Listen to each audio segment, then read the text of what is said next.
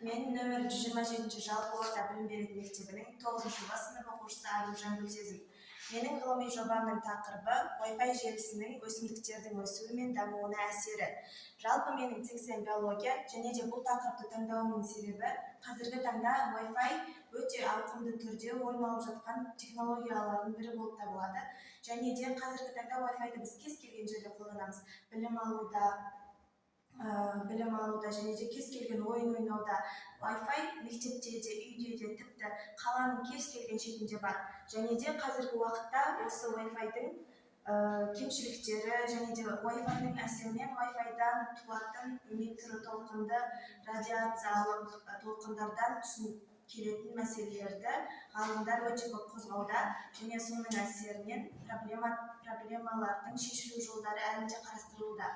Осы себепті мен осы тақырыпты алуды шештім.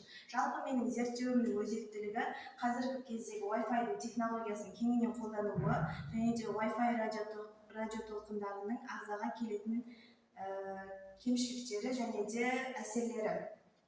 Одан соң мен адам ағзасын емес, өсімдіктерге келетін кемшілігін алдым, яғни келетін тигізетін әсерін алдым. Себебі өсімдіктер біздегі қоршаған ортадағы факторларға және де өзгерістерге өте жақсы бейімделетін және де өзгеріс беретін бойындағы қасиеттермен ерекшеленеді. Менің зерттеуімнің мақсаты жалпы Wi-Fi радиациясының өсімдіктердің өсуі мен дамуына әсерін анықтап, қарапайым бұршақ секілді көптеген дәнді дақылдармен тәжірибе жасап, одан соң Wi-Fi желісін қауіпсіз пайдалану туралы ұсыныстар ұсыну болып табылады. Менің зерттеуімнің міндеттері бар. Зерттеуімнің міндеті Wi-Fi туралы әдебиеттермен көбірек танысу және де осы Wi-Fi-мен жұмыс жасайтын технологиялармен, гаджеттермен танысып, оларды талдау, одан соң өсімдіктердің өсуін бақылау, бақыланған нәтижелерді салыстыру, одан соң ең соңында осы алынған тәжірибелердің нәтижесі бойынша қауіпсіздік шараларын ұсыну.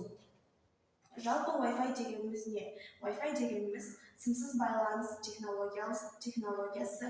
Ол арқылы біз интернетте кез келген ақпаратқа қол жеткізе аламыз. Роутер арқылы жұмыс жасайды.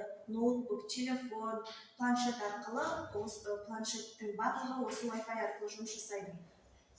Одан соң Wi-Fi-дің артықшылықтары. Wi-Fi-дің артықшылықтары жалпы интернетке жылдам қосыла алады. Одан соң бірнеше құрылғылар қатар пайдаланады. Wi-Fi арқылы біз қашықтықтан білім ала аламыз.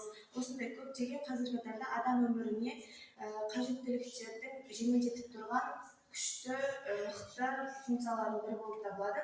Одан соң Wi-Fi-дің біздегі ықтимал болуы мүмкін